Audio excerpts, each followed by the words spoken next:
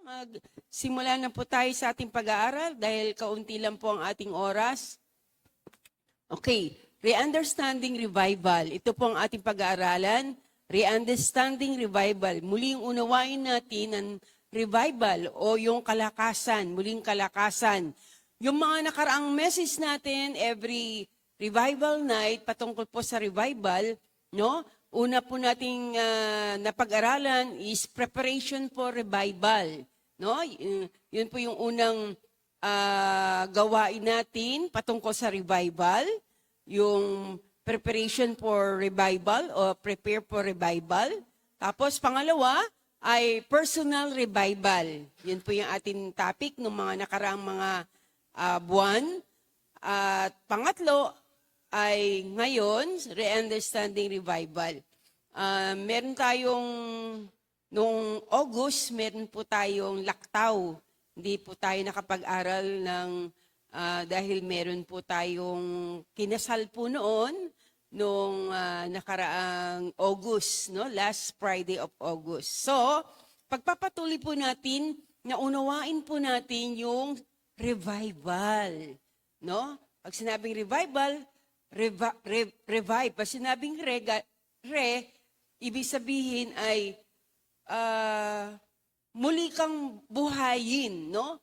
Buhay ka na dati, pero dumating yung pagkakataon na parang nanlupaypay ka, no? So kaya kinakailangan ma-revive ka uli. Makaranas ka uli ng kalakasan na nagmumula po sa ating Panginoon. Muling buhayin, no? Along the way, na wala po natin yung passion, na-lost po natin yung passion for Christ, yung nawala po yung joy in serving God, naiwala po natin yon, nawala yung kagalakan ng kaligtasan, parang may mga nabago, no? Kaya kinakailangan ma-revive tayo. So, ang nakakaalam ng ating kalagayan ay hindi yung katabi mo, no? Kaya nga hindi mo dapat i-judge ang katabi mo, no? Na siguro mahina si sister, kaya ang hina-hina magpuri, no? So, hindi natin dapat i-judge yung katabi natin, kundi ang nakakaalam ng ating kalagayan ay walang iba kundi ang Diyos. Una sa lahat, ang Diyos, pwede tayong makapagtago o pwede natin madaya ang katabi natin, pwede natin madaya ang sino man, pero una, hindi natin madadaya ang Diyos sapagkat alam ng Diyos yung kalagayan natin espiritual. Pangalawa, na nakakaalam ng ating kalagayan, walang iba kundi ikaw, no? Sarili mo. Kahit nga asawa mo siyempre kilalang kilala ka ng asawa mo, pero minsan, pwede tayo makapagtago sa ating asawa o sa ating magulang kung ano talaga yung kalagayan natin. Pero ang higit na nakakaalam ng kalagayan natin o yung stand natin sa kalagayang spiritual ay walang iba kundi ang Diyos at pangalawa ang ating mga sarili. At kailanman hindi natin pwedeng madaya ang Diyos. At pangalawa, kailanman hindi natin pwedeng madaya ang sarili natin. No? Kahit pakita natin na, revive ako'y malakas, pero alam natin yung sarili natin.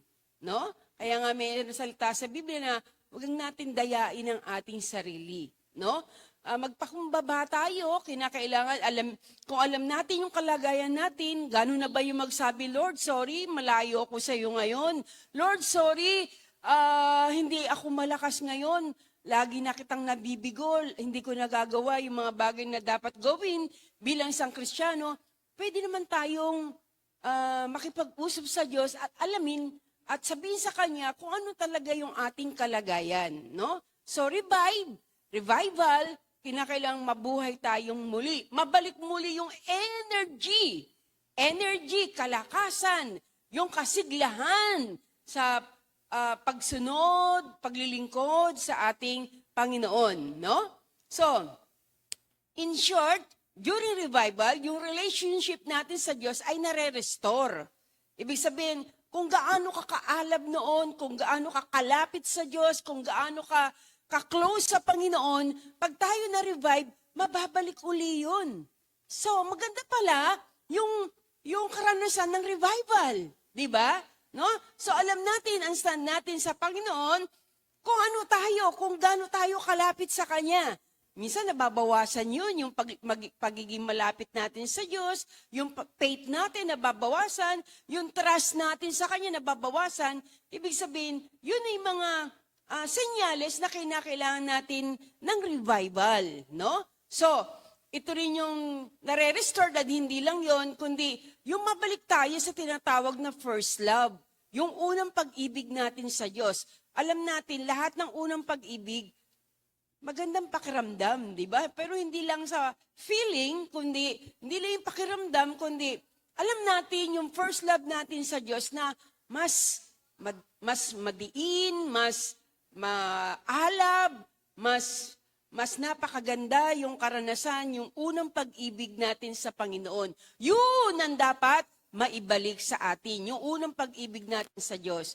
Lahat naman tayo siguro nakaranas nun, yung iba talaga yung first love, yung unang naramdaman mo, yung pagmamahal ng Diyos sa buhay mo. Tama po ba? Naranasan po ba natin yon? No? Lahat tayo nakaranas niyan, tiyak. No?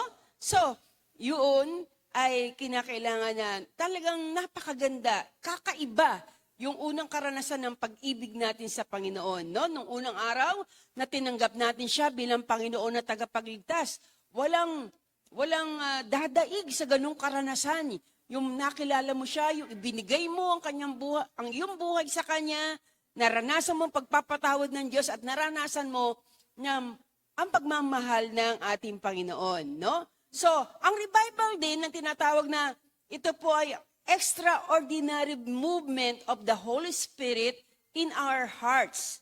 O kaya in the hearts of God's people. Ito yung pag sinabi extraordinary, hindi ordinaryo. No? Pag sinabi extraordinary, hindi ordinaryo. May mga ordinaryo tayong sandali, may mga ordinaryo tayong para bang wala lang. Pero pag sinabi extraordinary, hindi mo malilimutan yung ganong karanasan. Meron ba kayong karanasan sa Diyos na yung araw na yun, hindi mo makakalimutan yung karanasang yun? Bakit? Kasi extraordinary ng naranasan mo eh. Kakaiba.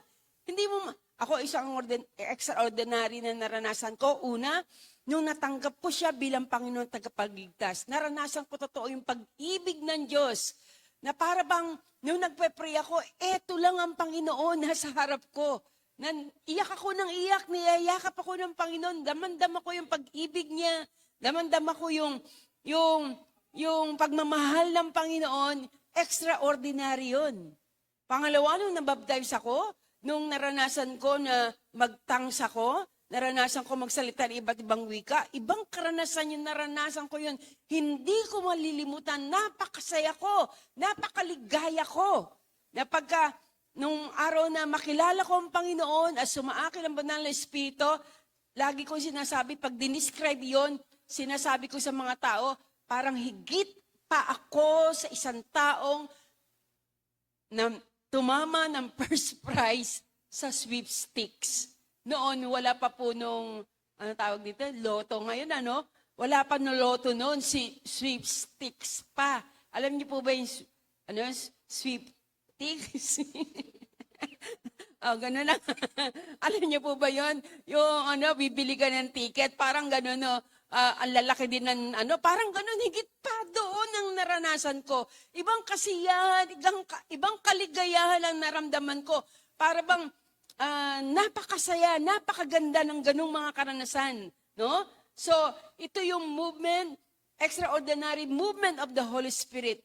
At isang extraordinary movement of the Holy Spirit na naranasan ko, alam niyo, dapat kayo nagsusulat kayo, no? Ng mga karanasan ninyo. Ako, meron po akong libro, meron po akong aklat na sinusulat ko po doon yung mga testimony ng Lord.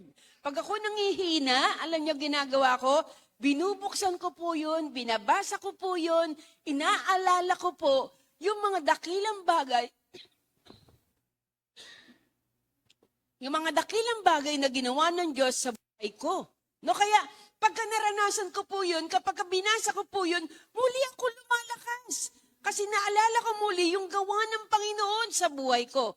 Kaya wag ninyong kakalimutan yung mga testimony nyo. Dapat po meron kayong aklat meron kayong notebook. No, mula ngayon, sana lahat ng leaders, magkaroon din kayo ng gano'n na may aklat kayo, may notebook kayo na kung saan lahat ng mga patotoo ng Diyos sa inyo, maliliit o malalaking patotoo, lalo na yung mga extraordinary movement of the Holy Spirit, tinatandaan nyo. Kasi yun ang magsisilbi nyong kalakasan pagka dumarating yung panghihina sa inyong mga buhay. Nakikinig po ba tayo? Amen po ba? Amen. Okay, so ito yung mga supernatural acts of the Holy Spirit. Kung makikita po ninyo sa Book of Acts, aklat ng mga gawa, makikita po natin doon, napakadaming gawa ang banal na Espiritu. Ano? Ito yung mga extraordinary. Gano'n ka-extraordinary? Extraordinary, no? Okay, meron ba kayong nabalitaan na mga tao ay naligtas sa isang araw? Libo-libo ang naliligtas. Una sa Book of Acts, na 3,000 men ang naligtas sa isang preaching lang ni Peter. Naunawa nyo? Tapos sa isang bahagi naman, 4,000 naligtas sa isang araw lang. Sa pangangaral ng apostol ng ating Panginoon. So it was an extraordinary movement of the Holy Spirit. Extraordinary yun. Naligtas, tumanggap sa Panginoon, tinanggap niyakap ang pananampalataya sa ating Panginoon. Extraordinary yun. Bibihira po yun. No? Na naligtas sa isang preaching lang. So extraordinary. Gusto niyo po ba maranasan po natin yun sa lugar na ito na daan-daang tao ang maligtas sa pamagitan lang na isang preaching? Daan-daan o libo-libo ang maligtas sa pamagitan lang ng isang preaching? God can do it. Kayang gawin ng Diyos yun. Kung ginawa ng Diyos noon, He can do it again. Amen? Kaya ng Diyos gawin muli ang bagay na yon. Tama po ba? Ay, parang konti lang sumasampalataya. Tama po ba? Kaya uling gawin ng Diyos yun? Kayang gawin ng Diyos yun. Kinakailangan lang ma-revive tayo mga Kristiyano. Paano? Hindi naman nagwawagi ng kaluluwa. Paano hahakot ng kaluluwa? Tama? Kung hindi, paano tayo makakahakot ng kaluluwa kung hindi tayo nag-i-invite? Meron ba kayo nasabihan sa araw na ito, meron tayong revival night, no? Dahil naglaktaw tayo na isang Biyernes, parang nakalimutan na yata ng iba, no? So, sana wag tayo maglaktaw na sa susunod. Lesson na yan sa atin. No? So, ibig sabihin, nag-invite ba kayo? Yung mga nag-invite, taas ang kamay, yung mga nag-invite, halimbawa, dati na o bago, in-invite nyo, may revival pala ngayon, punta tayo sa church. Taas ang kamay nag-invite, may in-invite. Ayan. Palakpakan natin yung mga nag-invite. Ayan, no? So, dapat ganun. No, paalalahanan. Kanina, gusto ko sanang yayain si Brother Lodi na mag-follow up eh. Kaya lang sabi ko, nga pala, may gawain. Kasi meron po, nandyan po ako kanina sa daycare, sa Matantubig. Nagturo po ako dyan ng seminar, na parenting seminar sa mga nanay. Praise God. No? In-invite ko sila. In-invite ko rin sila dun sa Hosea, no? Kasi mga nanay, no? So, ang ganda, nakakatuwa, nakakagalak ng puso yung magamit ka ng Panginoon sa ibang tao, no? So, kasi gusto ko sana mag-invite para sa gawain ngayon. Kaya sabi ko, nga pala, hindi ko pa tapos yung message ko. Kaya sabi ko, sige, sa Sabado na lang tayo mag-follow up, no, Brother Lodi? At salamat sa Panginoon kung lahat tayo pag may gawain, mag-imbita kayo. Dati man o bago na, sabihin nyo, attend ka, may revival night. No? Iba yung mga mensahe na naririnig nyo pag revival night. Pang matitigas, pang karne. No? So, kung dapat yung mga kasama nyo sa bahay, o yung kung libre naman sila, wala silang trabaho, o wala silang ginagawa, pwede sila, sama niyo po, no? Kasi mas maganda po. Gusto ko pong makita sa mga susunod na gawain natin na Friday na mapuno po tayo. Kaya po? Kaya? Kaya. Pag-revive ka, naku po, mga kapatid, pag-revive tayo, lahat tayo malalakas.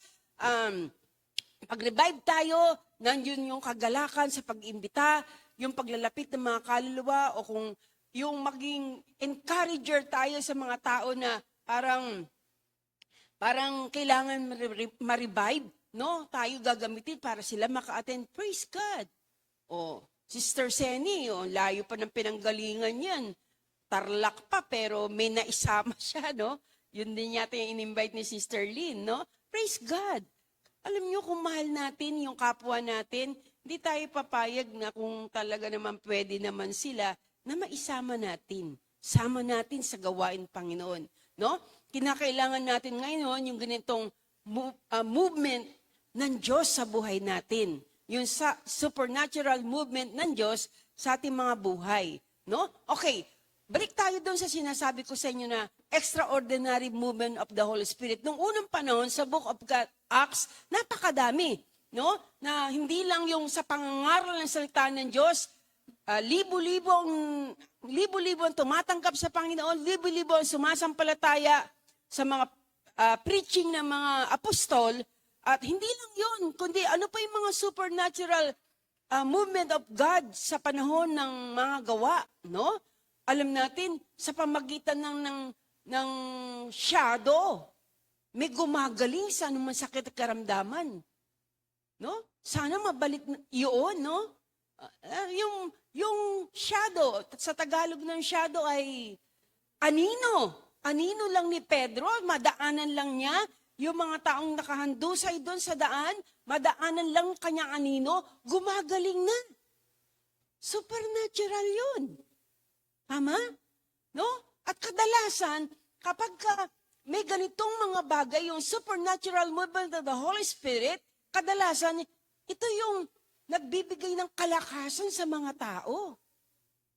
No? Sa pamagitan lang ng handkerchief, panyo, nagsisilbing point of contact para gumaling yung mga tao. No? Kaya nga ginaya yan ng mga tagasunod ng doon sa Quiapo, no? Ginaya, no? So hinahagis yung mga panyo, ganon, no? Pero sa katunayan, nagsimula yon sa Book of Acts na sa pamagitan ng panyo, no? Handkerchief, sa pamagitan ng anino, meron pong kagalingan na dumadating sa mga tao. Why? Kasi revive ang church. So kung gusto natin maranasan yun sa church na ito, pray for revival. At ang revival ay magsisimula sa atin. Sa iyo, sa akin, sa ating lahat. Kung lahat tayo magkakaroon ng unity. No? Nung unang panahon, may supernatural love and unity doon. May supernatural generosity. No? Walang mahirap, kundi lahat mayaman. Yung pera ng isa, pera ng lahat. Diba? Sabi doon binibenta nila yung kanilang ari-arian at binibigay sa mga apostol. At siguro, kaya pantay-pantay, hinahati ng mga apostol, yung mga perang yun na binibigay para lahat, meron. Kaya ba natin gawin yun ngayon? Hello? Tama? Pero kung revive ang church, kung revive ang mga tao, kaya nilang gawin to. Sana, ma-revive lahat. No? Lahat walang mahirap. Kundi pantay-pantay, lahat meron. Walang mahirap, kundi lahat meron, may kakayanan, no? So, napakaganda. Kaya noon, nung panahon sa Book of Acts, ganun ang mga Kristiyano. Alam nila kung sino wala, talagang lahat binibigyan nila. No, yun ang gusto ko rin mangyari sana sa church natin na ito, no? Pero hindi mangyayari to kung hindi revive ang church, ang mga members. Pero pag revive ang members, magagawa mo po ito. Mapupuspos ka ng generosity, mapupuspos ka ng pag-ibig, mapupuspos ka ng unity, pagkakaisa. No? Napakaganda. At sumunod, ang revival po ito ay panahon ng refreshing. No? Yung parang muli kang magiging sariwa. No? Kasi yung problema, nakakatuyot yan eh. Nakita nyo ba? Tingnan muna nga yung katabi nyo kung mukhang tuyot na tuyot. No? Ibig sabihin, nakakatuyo yung problema eh. Yung mga stress, nakakatuyot yan eh. Hello? Tama? Tama po ba? No? Pero pagka-revive ang isang tao, puspos ng kapangyarihan ng Panginoon, puspos ng salita ng Diyos, ito nagbibigay sa atin ng kalakasan, ng pag-asa, ang salita ng Panginoon, ang mga pangako ng Diyos. Yung patig, kahit na ikaw pagod sa pagtatrabaho, pero revive ka naman, may kalakasan kang spiritual, may malapit ka sa Panginoon, hindi mo makikita yung pagod eh. No? Kahit na may gawain, sasabihin mo, ay dadalo pa rin ako kasi revive eh. Kahit minsan nakakaramdam ka ng pagod. Kasi sa gawain ng Diyos, pag umattend ka, yung pagod mo mawawala. Bibigyan ka ng Diyos ng refreshing. Yung kalakasang muli, revival. At yung kalakasang muling yun, nagpapalakas bawat isa sa atin. Hindi ka lang magiging malakas spiritually, kundi magiging malakas ka then physically. Tama? No? So, mare-restore yung strength mo, yung energy mo, kasi nadilig ka. Hello? Diba? Nadilig. Ano na dumilig sa'yo? Salita ng Diyos. Tama? Napakasarap ng salita ng Diyos. Ang salita ng Diyos ay nagbibigay sa atin ng refreshment, ng lakas, nagbibigay sa atin ng hamog. Di ba? Di po ba? Sa Psalm 23, no? Hindi siya mangangailangan, hindi siya nagkukulang. Kasi pinuno siya nirefresh siya ng Panginoon. Ang Diyos laging sumasa kanya. No? So, kung merong kang revival, yung joy mo magbabalik. Dadating sa iyo uli yan, babalik sa iyo yan. Kasi yung devil, gusto niyang alisin yung joy natin eh. Malaking bagay yung joy, kaya nga, lagi ko kayong pinasasaya, pinangingiti. Hello, ngitiin niyo muna katabi ninyo. Kahit may problema, ngiti lang. Kahit may problema, cool ka lang, kahit may problema. No, wag susibangot, no? Kasi nagpapatanda yun. Hindi lang nagpapatanda, kundi mawawala yung joy mo. Sabi nga, dapat daw tayo hindi maging mukhang pasas, kundi mukhang, dapat, ubas. Di ba yung ubas, makinis, tama po? Yung pasas, kulubot. Tama po? Pero kung lagi kang nagsisibangot, lagi mong iniintindi yung worry mo, yung mga problema mo, yung mga pangangailangan mo, wala na akong ganito, wala akong pambayad, ganito, namatayan ako. Kung doon mo ilalagak yung popokus yung iyong sitwasyon, sa iyong nararamdaman, sa iyong mga problema, madali kang tatanda. Walang refreshing. Di po ba? No? So, ang devil gusto niyang agawin yung ating kasiyahan. No? Pero pwede naman tayo, nangako ang Diyos sa atin na sasamahan niya tayo. Hindi lang niya tayo sasamahan pagka masaya tayo, kundi sa kalungkutan, sasamahan niya tayo. Tama po ba?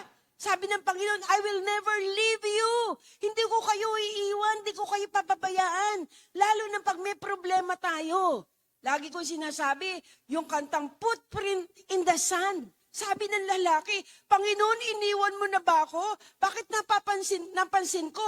Noong time na marami kong problema, noong time na discourage ako, noong time na maraming pagsubok dumarating sa aking buhay, bakit one set of footprint lang yung nakita ko sa sand?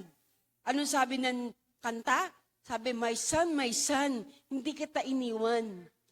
Alam mo, nung dumadaan ka sa mabigat na problema at pagsubok, hindi kita iniwan. Bakit one set of footprint lang, Lord, ang nakita ko sa sand? Dahil akin yung set of footprints na yun. Dahil karga-karga kita. Tama? Karga-karga tayo ng Diyos. Kaya nakita mo, sa Diyos na footprints yun. At tayo, kinakarga niya. Ganon tayo sa harapan ng Panginoon. Hindi niya tayo iniiwan. Ganun din, pag may mga problema dumarating sa buhay natin, tandaan nyo, hindi ka iniiwan ng Diyos. Kung pakiramdam mo, iniwan ka ng Panginoon, Lord, iniwan mo na ba ako? Ang bigat-bigat naman ng problema ko. Iniwan mo na ba ako? Lord, wag mo kong iwan. Sabi mo sa Diyos, Lord, wag mo kong iwan. Sa gitna ng problemang ito, samahan mo ko. Kahit hindi ko pa malampasan ang problemang ito, tandaan nyo, lahat ng problema, lahat ng pagsubok, lalampasan lang natin yan. Pero kung sa ngayon, hindi mo pa nalalampasan yung mga pagsubok na yan, ang ipag-pray mo, Lord, kung hindi ko pa malalampasan mga pagsubok na ito, samahan mo na lang ako. Diba? Si Shadrach, si Meshach, si Abednego, diba? Hindi naman sila nakaligtas sa hurnong nagniningas Diba? Nahulog din sila sa hurnong nagniningas.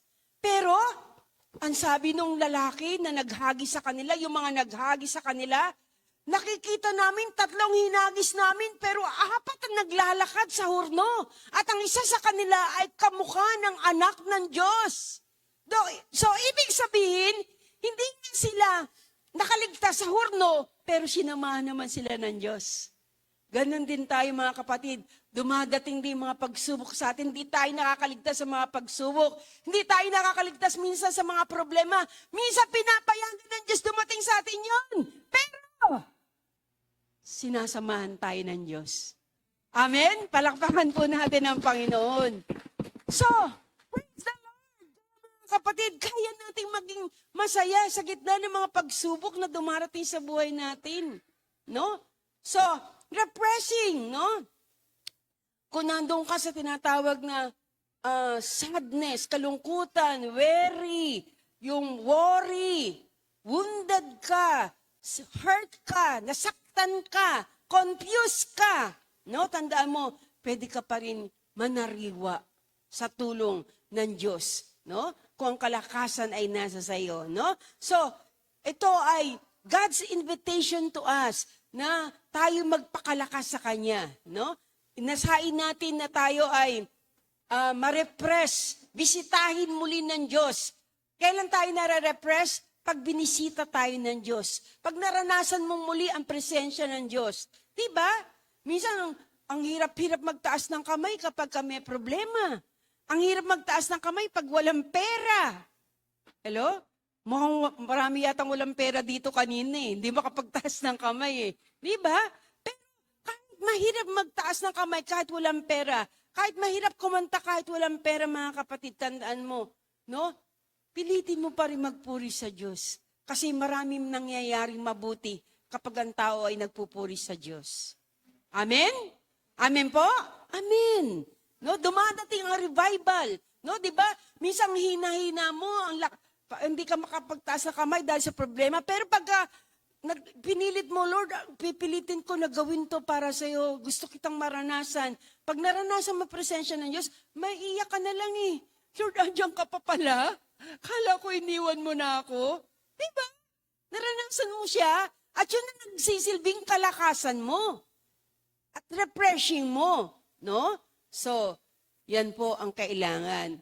No? So, anong klaseng revival ang kailangan natin ngayon? Kinakailangan ma-restore yung spiritual hunger. No? Yung mauhaw tayong muli sa Diyos. Magutom tayong muli sa Kanya. No? Manabik tayong muli sa Kanya. No? Yung kanta na As the Deer, napakaganda nun As the deer panted for the waters, so my soul longeth after thee. No? Kung papaano yung usa ay nauuhaw sa tubig, gayon nananabik ang aking kaluluwa sa iyo. Ganun ba tayo nananabik sa presensya ng Diyos? Ganun ba tayo nananabik sa nauuhaw sa salita ng Panginoon? No? So, ganun. Nasain natin, magkaroon tayo ng hungerness. Tandaan nyo, pagka nawala na sa iyo yung hungerness, hindi ka na nauhaw sa presensya ng Diyos at hindi ka na nagutom sa kanyang mga salita, malapit ng kamatayan sa buhay mo. Ibig sabihin, pwede ka mamatay. Kasi without God, we can do nothing. Kung wala ang Diyos sa buhay natin, mapapahamak tayo. Kaya nasain natin na maging malapit lagi sa Panginoon. Nasain natin na tayo magutom lagi sa Kanyang presensya. Magutom lagi sa Kanyang salita. Magutom lagi sa Kanyang mga pangako. No? Pero ang healthy Christian, pag ikaw ay nagugutom lagi, ibig sabihin yan, paltandaan niya na healthy ka. Tama? Pag nagugutom ka lagi sa Kanya, naglolong ka sa presence niya, ibig sabihin, healthy Christian ka. Pero pag hindi ka nagnais ng mga presensya ng Diyos, hindi ka nagutom sa Kanyang salita, hindi ka nagutom sa ganitong fellowship, malamang, malapit nang mamatay, yung buhay na nasa iyo. Si Jesus ang buhay natin.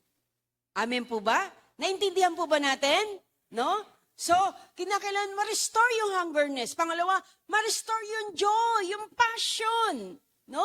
Yung kagalakan sa ating puso. Sabi ko nga, yan ang ninanako ni Satanas, yung joy. Masaya ka ba pag nasa sanlibutan ka, pero pag nasa church ka, pag nababasa ka ng Bible, hindi ka masaya? Baligtad. May question doon. Kaya dapat isabi mo, Lord, gusto kong mabalik yung kasiyahan sa paglilingkod sa iyo. The joy of the salvation, no? So, maraming dahilan kaya namamatay yung joy. Kaya yung joy na nasa atin na galing sa Panginoon ay nawawala. Maraming dahilan. So, dapat maging aware tayo, no? Alam natin kung may kasalanan, may karumihan, may pagkukulan tayo, failure sa pag-overcome ng temptation, hindi natin napagtatagumpayan yung mga tukso, hindi natin napagtatagumpayan yung mga temptation, naging unthankful tayo, wala tayong contentment, yaman yung mga bagay na yun na pwede mamatay yung joy na nasa atin. Kaya maging aware tayo, Lord, ibalik mo sa akin ang kasiyahan, ang kagalakan sa puso ko. Tama? No? So, mga kapatid, yun ang gawin nating prayer. No? So, ipag-pray po natin na mabalik sa atin kung may nawawala yung joy na yon. Yung devotion sa Lord. No? Kinakailangan ma-restore yung devotion natin sa Panginoon. Kung titingnan nyo, si Jesus, sa John 21, tinanong niya si Peter. No? Malapit na tayo matapos. 3 beses niya tinanong, Pedro, mahal mo ba ako? 3 beses. No? Siniguro, nakita natin na, sabi ni Jesus kay Peter, Simon Peter, Simon, son of Jonah, no? Simon, anak ni Juan, iniibig mo ba ako ng higit sa mga ito? Do you love me more than this? Si Jesus tinatanong tayo, mahal mo ba ako? Si Buddha, hindi niya tinanong yung mga follower niya, hindi niya sinabi na mahalin niyo ako. No? Si Muhammad, hindi rin. Si Jesus lang nagsabi na, mahal mo ba ako? Siya lang yung nagsabi sa atin na mahalin natin siya. Nagdemand sa atin na mahalin natin ang Diyos. No? Bakit ba gusto ng Diyos mahalin natin siya? Sa tingin nyo? Ano ba dahilan bakit gusto ni Jesus na mahalin natin siya? Sa tingin nyo? Ano ba siya? Selfish ba siya? No, hindi. Diba? Dapat lang natin mahalin siya. Kasi, pag minahal natin ang Diyos, pag mahal mo ang Panginoon, tayo mabebenepisyo eh. Tayo rin eh. Yung benefit na, yung maging masaya ang Diyos sa atin, tayo mabebenepisyuhan pag mahal natin Diyos. Kasi, kung hindi mo mahal ang Diyos, may iba kang mahal. Tama? Yung mga mahal mong yun na iba, hindi si Jesus, hindi ang Panginoon, di naman tapat sa'yo yun eh. Diba? Minsan, lolokohin ka lang nila. Hello? Bakit? Nangiti yung iba, no? Totoo naman eh, di ba? Lahat pwede magbago. Si Jesus lang, ang Diyos lang hindi nagbabago. Tama? Tama? No? Pero ibig sabihin, may mga, minsan, kaibigan mo ng matalik, pero ginawang ka pa ng masama. Pero ang Diyos hindi. No? So, dinidiman ng Lord na mahalin natin siya. Kasi karapat dapat lang siyang mahalin dahil una siyang nagmahal sa atin. Kailan niya tayo minahal? No, hindi tayo karapat dapat mahalin. Lahat naman tayo, hindi tayo karapat dapat mahalin. Pero minahal tayo ng ating Panginoon. Kaya dapat lang mahalin natin siya. No? Minahal tayo ng sobra-sobra. No? Minahal tayo ng Diyos ng labis-labis. Walang pag-ibig na kagaya ng pagmamahal ng ating Diyos. Siya lang nakapagbigay ng ganong klaseng pag-ibig. Na kahit basura ka, kahit wala kang kakwenta-kwenta, minahal ka ng Panginoon. Minahal tayo ng Diyos. Aminado tayo dyan. Alam natin kung sino tayo nung wala tayo sa Panginoon. Kahit napaka-singsama mong tao, mahal ka ng Diyos. At kaya kang mahalin ng Panginoon. Pero yung ibang tao, hindi tayong kayang mahalin kung hindi ka kaibig-ibig. Pero ang Diyos, kahit hindi ka worth na mahalin, kaya kang mahalin ng Panginoon. Kaya kang ibigin ng Panginoon. No? Kaya dapat lang nating mahalin siya. Sa unang Korintos 16:22 sabi, kung sino man tao ay hindi umiibig sa Diyos, ay hindi nagmamahal sa Diyos, matakwil siya. Let him be accursed. Masumpa siya. If any man love not the Lord, let him be accursed. Isang sumpa ang isang taong hindi marunong magmahal sa Diyos. Kaya kung hindi pala natin iniibig ang Diyos, sumpa tayo. Kaya wala tayong nararanasang hindi tayo masaya sa buhay. Kaya ganito nararanasan natin. Di ba? Minsan kasi, hindi pala natin siya iniibig eh. So, i-restore natin yung devotion natin, yung love natin para sa ating Panginoon. At panghuli, we need to restore the fear of the Lord. Kinakailangan yung takot sa Diyos ma-restore sa atin. No? We need to restore the fear of the Lord. No? Pag asang tao may fear of the Lord, tinatakasan niyang masama. Tumatakas siya sa kasalanan. No? Ibig sabihin, madaling malaman pala ang isang tao na may takot sa Diyos. Ang isang tao na may takot sa Diyos ay yung mga taong humihiwalay sa kasamaan. No? Pagka wala kang, hindi mo hinihiwalay ng kasalanan, wala kang takot sa Diyos. Pero isang taong natatakot sa Diyos, humihiwalay sa kasalanan. Ganyan ang ginawa ni Joseph. Tumakbo siya sa kasalanan. Alam niyang masama. Alam niyang mali. Alam niyang hindi tama. Ano? Sabi nung asawa ni Potiphar, lie with me, lie with me. Sipingan mo ako, sipingan mo ako. Lunes, sipingan mo ako. Martes, Merkules, Webes, Biyernes, isang linggo sasabihin niya, sipingan mo ako, sige na, lie with me. Magkaroon tayo ng, makipag-sex ka sa akin. May asawa yung asawa ni Potiphar. Hindi siya dalaga. Kahit na dalaga, hindi rin. Lie with me. Pero ano sagot ni Joseph? Because he feared the Lord. Ano sagot ni Joseph? How can I sin against God? Paano ako magkakasala sa Diyos? Ayoko. No. Lunes? No. Martes? No. Webes? No. Baka mamaya pagdating Sabado, mag-yes ka na. No pa rin. No? How can I sin against God? So yung mga tao na natatakot sa Diyos, takot silang magsinungaling. Takot silang mangupit. Takot silang gumawa ng kasalanan dahil takot sila. They fear God. No? Natatakot silang ma-displease. Hindi nila ma-please ang Panginoon. No? Ito yung mga taong na-restore sa kanila yung na-revive sila, kalakasan na nagmumula sa Diyos. Brothers, sisters, sa gabing ito, we need revival.